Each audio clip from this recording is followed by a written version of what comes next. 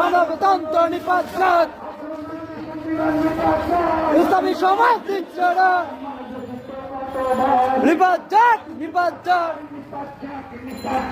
মানব রচিত মতবাদ জাহিলিয়ত গণতন্ত্র জাতীয়তাবাদ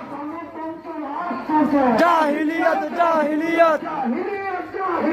গণতন্ত্র রাজতন্ত্র সমাজতন্ত্র জাহিলিয়ত গণতন্ত্র সমাজতন্ত্র মানুষের সার্বভৌমত্ব ইমান ধ্বংসের মূল মন্ত্র মানুষের সার্বভৌমত্ব মুক্তির একটাই পথ নবীর পন্থায় খিলাফত নবীর পন্থায় খিলাফত